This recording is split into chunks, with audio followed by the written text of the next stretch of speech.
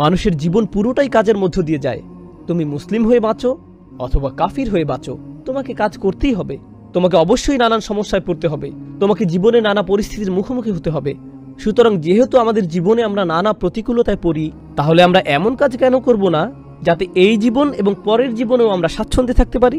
এখানে কষ্ট করে এখানে ভোগ করার চেয়ে উভয় জীবনেই যাতে আমরা ভালো থাকতে পারি। আপনি কেন মৃত্যুর পরের জীবন নিয়ে ভাববেন? আল্লাহ বলেন, লাকাদ খলাকনাল ইনসানা ফি আহসানি তাকওয়িম। কয়েকটি সূরা পরেই আল্লাহ বলছেন, অবশ্যই আমি মানুষকে সৃষ্টি করেছি সর্বোত্তম গঠনে। আমাদেরকে সফলতার জন্যই বানানো হয়েছে, কিন্তু দুর্ভাগ্যবশত আমরা সফল হতে পারছি না। এই সূরাতে এর কারণ উল্লেখ করা হয়েছে, আর তা হলো ইন্নাল ইনসানা লাফি খুসর। সকল জাতির শ্রেষ্ঠ হওয়া সত্ত্বেও বেশিরভাগ মানুষই তার শ্রেষ্ঠত্ব ধরে রাখতে পারে না। আল্লাহ তাআলা কোরআনে বিভিন্ন জায়গায় মানুষের অবস্থা বোঝাতে ইন্নাল ইনসান এই বাক্যাংশ ব্যবহার করেছেন। কোরআনে ইন্নাল ইনসান শুধু এখানেই ব্যবহৃত হয়নি, মানুষের ব্যাপারে এই সম্বোধন অনেক জায়গাতেই করা হয়েছে। ইন্নাল ইনসান এটা দিয়ে কি বোঝানো হয়েছে? মানব জাতি সন্দেহাতীতভাবে এরপর অন্য কিছু একটা, আল্লাহ এরপর কিছু বলেছেন, কোনো একটা অবস্থার কথা বলেছেন। আমরা কোরআনে বেশ কয়েকটি জায়গায় আল ইনসানুল কাফুরুম মুবিন এটা পেয়েছি। নিঃসন্দেহে মানুষ সুস্পষ্ট ও পরিষ্কারভাবে অকৃতজ্ঞ এবং তার রবের প্রতি চূড়ান্তভাবে অবাধ্য। আমরা আরও পেয়েছি ইন্নাল ইনসানা খুলিকা হালুআ ইজা মাসসাহুশ শাররু জাজুআ ওয়া ইজা মাসসাহুল খায়রু মানুআ ইল্লাল মুসাল্লিন। মানব জাতিকে দুর্বল করে সৃষ্টি করা হয়েছে, খুবই ভগ্ন। সামান্য ভালো কিছু হলেই সে আনন্দে উচ্ছ্বাসিত হয়ে পড়ে, সামান্য খারাপ কিছু হলেই সে সব আশা হারিয়ে ফেলে। আল্লাহ বলেন, কাল্লা ইন্নাল ইনসানা লা ইয়াতগা। কোনো সন্দেহ নেই যে একমাত্র মানুষই সত্যিকারভাবে অবাধ্য হয়, মানুষই কেবল আল্লাহর বিরুদ্ধাচারণ করে। আর এখানে ভাষার অন্তর্নিহিত অর্থ হলো অন্য কেউ এর জন্য দায়ী নয়। বলবেন না যে সমাজ আমাকে অবাধ্য করেছে, শয়তান আমাকে অবাধ্য করেছে, কেউ না, মানুষ নিজেই অবাধ্য হয়েছে। তারপর তিনি বলছেন, ইন্নাল ইনসানা লিরব্বিহি লাকানুদ। মানুষ আর তার রবের মধ্যকার সম্পর্কে বলা হয়েছে সে খুবই অকৃতজ্ঞ, সে অবাধ্য হয়, সে অকৃতজ্ঞ, সে দুর্বল, সে তার রবের বিরুদ্ধাচারণ করে। মানুষ সম্পর্কে এই সকল বর্ণনা এসেছে, কিন্তু এর পরিণাম কি? পরিণাম এখানেই বলা হয়েছে, ইন্নাল ইনসানা লাফি খুসর। এটা মানুষ সম্পর্কে কোনো অবস্থা নয়, এটা তার আচরণের কোনো বর্ণনা নয়, বরং এখানে পরিণাম বলা হচ্ছে। এই সকল দুর্ব্যবহারের ফলাফলস্বরূপ বলা হচ্ছে মানুষ নিঃসন্দেহে চরম ক্ষতির মধ্যে ডুবে আছে। এই সূরার আরও সামনের দিকে যাওয়ার আগে আরও একটি বিষয় এখানে লক্ষণীয়, তা হলো সাধারণ মূলনীতি আর ব্যতিক্রম এক নয়। এখানে ইল্লা শব্দটি ব্যবহৃত হয়। যখন ইল্লা শব্দটি ব্যবহৃত হয় এর অর্থ হলো ব্যতীত। বাংলায় আমরা একে ব্যতীত বলি, বেশিরভাগ ক্ষেত্রে কি হয়? সংখ্যায় কোনটা বেশি হয়, সাধারণ মূলনীতি নাকি ব্যতিক্রম? সাধারণ মূলনীতি বেশি হয় আর ব্যতিক্রম খুবই কম দেখা যায়। আমরা বলি সে ছাড়া বাকি সবাই এসেছে। যখন আপনি বলেন যে সে ছাড়া, তার মানে খুব কম একজন বা দুজন ছাড়া বাকি সবাই উপস্থিত। এখন এই সূরায় কোনটি মূলনীতি, কোনটিতে বেশিরভাগ অবস্থা বোঝাচ্ছে? ওয়াল আসর ইন্নাল ইনসানা লাফি খুসর, এটাই এখানে মূলনীতি। মানুষ মূলত ক্ষতির মধ্যে ডুবে আছে। তাহলে ব্যতিক্রম কি? তারা ছাড়া, ইল্লাল্লাযীনা আমানু ওয়া আমিলুস সলিহাতি ওয়া তাওয়াসাউ বিল হাক্কি ওয়া তাওয়াসাউ বিস সবর, যারা ঈমান আনে, সৎ কাজ করে ইত্যাদি। এসব ব্যতিক্রম উল্লেখ করার মাধ্যমে আমরা বুঝতে পারি এখানে অনেক মানুষের কথা বলা হচ্ছে না, এখানে খুব কম মানুষের কথা বলা হচ্ছে। মানুষের মধ্যে বেশিরভাগ ক্ষতির মধ্যে ডুবে আছে, এটাই হলো মূলনীতি। আর ব্যতিক্রম থাকবে খুব কম। আল্লাহ তাআলা আমাদের সেই ব্যতিক্রমদের অন্তর্ভুক্ত করুন। তাহলে আমরা জানলাম যে সূরা ৩ হচ্ছে তাফসীর ভঙ্গিতে বর্ণিত, আর এই সূরাটি হচ্ছে ইনজার অর্থাৎ সুসংবাদ বনাম সতর্কবাণী। আর এটি খুবই গুরুত্বপূর্ণ বিষয়। আরও একটি খুবই গুরুত্বপূর্ণ বিষয় হচ্ছে সূরা ৩-এ আজরের বর্ণনা এসেছে, ইল্লাল্লাযীনা আমানু ওয়া আমিলুস সলিহাতি ফালাহুম আজর আজরু গায়রু মামনুন। এই সূরায় কোনো আজর নেই। আজর মানে হলো পুরস্কার।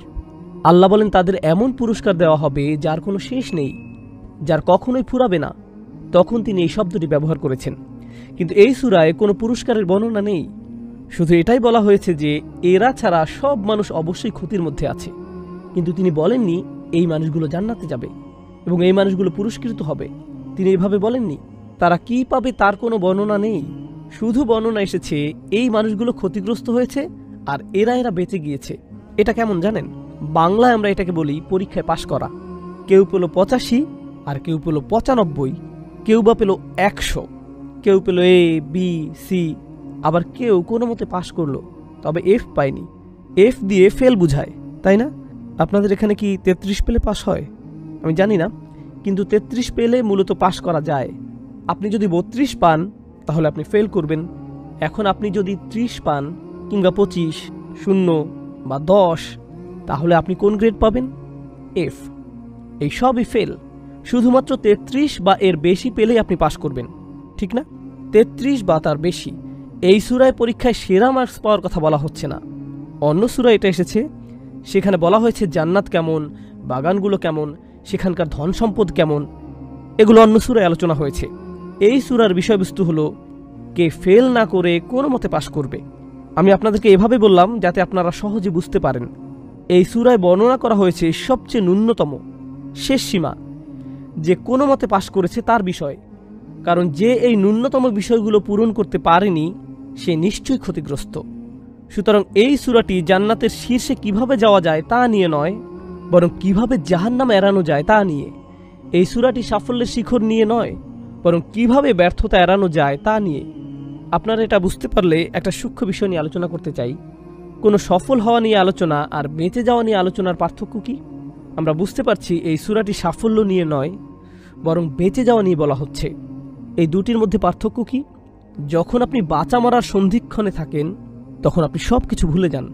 আপনি যদি ডুবে যান, আপনি যদি আগুন লাগা কোনো বিল্ডিংয়ে থাকেন, আপনি যদি কোনো বিপদের মুখোমুখি হন, যদি আপনার বেঁচে থাকাই সংকটে পড়ে যায়, আপনি সব কিছু ভুলে যান। যখন আপনার বেঁচে থাকাটাই সন্দেহে পড়ে যায়, তখন আপনি বড় সাফল্য নিয়ে কথা বলেন না, তখন আপনি অর্জন করা নিয়ে কথা বলেন না। আপনি হয়তো কোনো অফিসে চাকরি করেন, আপনি যদি আপনার বসের সাথে প্রমোশন নিয়ে আলাপ করেন, তাহলে সেটা কিসের আলাপ? সাফল্য। কিন্তু আপনি ধরুন একটা আগুনের মধ্যে আছেন, আপনি কি তখন বলেন যে আমি আগে প্রমোশন নিয়ে আলাপ করে নেই, আমি আগে ওটার সমাধান করি? এরকম কি কখনো হয়? হয় না। কারণ আপনি সাফল্য নিয়ে আলোচনা করেন না যতক্ষণ পর্যন্ত আপনার বেঁচে থাকা সুনিশ্চিত হয়। বুঝতে পারছেন? সুতরাং জান্নাতের শীর্ষে যাওয়া বা বড় সাফল্য নিয়ে আলোচনা করার আগে আমাদের নিশ্চিত করতে হবে যে আমরা ঠিক আছি, অন্তত পক্ষে আমরা বেঁচে আছি। এটাই এই সূরায় গুরুত্ব দিয়ে বলা হয়েছে। একদম ন্যূনতম, শুধু বেঁচে থাকা। বেঁচে থাকা যার জন্য দুষ্কর, সে যদি বেঁচে থাকা ছাড়া অন্য কিছু নিয়ে কথা বলে, এর কোনো অর্থ হয় না। মনে করুন আপনি একটা বিল্ডিং থেকে বের হতে চান। বিল্ডিংয়ে 4টি দরজা আছে এবং এদের প্রত্যেকটিই বন্ধ। এই 4টি দরজা খোলার আগ পর্যন্ত আপনার অন্য কিছু নিয়ে ভাবা উচিত না। আর এগুলোই হলো সেই 4টি দরজা: আল ঈমান, আমিলুস সলিহাত, তাওয়াসাউ বিল হক, তাওয়াসাউ বিস সবর। এগুলোই আপনার বেঁচে থাকার দরজা। আপনাকে এগুলো খুলতে হবে যাতে আপনি বেঁচে থাকতে পারেন। এই অনন্য সূরায় এটাই চিত্রিত করা হয়েছে। এই সূরাটি আরও একটি বিষয় প্রমাণ করে। আমি আপনাদের শুধু বলেছি যে এখানে 4টি শর্ত আছে। এই 4টি বিষয় থেকে আমরা এটাও বুঝতে পারি যে নিজের মতো করে ভালো থাকাই আপনার জন্য যথেষ্ট নয়। নিজে নিজে ভালো থাকা যথেষ্ট নয়। আমাদের দিন শুধু নিজেদের ভালো থাকতে বলে না, বরং অন্যদের ভালোটাও এখানে মুখ্য বিষয়। আর অন্যদের জন্য অন্যদের ভালো চাইবেন না, বরং আপনার নিজের জন্যই অন্যদের ভালো চাইতে হবে। এই সূরাটি হলো তার প্রমাণ। কিভাবে? কারণ আল্লাহ বলেন আপনি ক্ষতিগ্রস্ত হবেন যতক্ষণ না আপনি আল ঈমান, আমিলুস সলিহাত করেন, যা নিজের জন্য। কিন্তু তাওয়াসাউ বিল হক, অন্যদের কাছে সত্য পৌঁছে দেয়া, একে অন্যকে সত্যের উপর অটল থাকতে বলা এবং ধৈর্য ধারণ করতে সাহায্য করা, এটা কি আপনার নিজের রইল? না, এটা অন্যদের জন্য। সুতরাং এটা প্রমাণ করে নিজেদেরকে বাঁচানোর জন্য অন্যদের জন্য কাজ করতে হবে। শাওকানি রাহমাহুল্লাহ এই সূরার উপর মন্তব্য করেছেন, আদ-দাআই ইলা দ্বীন ওয়া নাসিহা ফিদ-দ্বীন ওয়া আমর বিল মারুফ ওয়া নাহি আনিল মুনকার। এই তাওয়াসাউ বিস সবর দিয়ে কি বোঝানো হচ্ছে?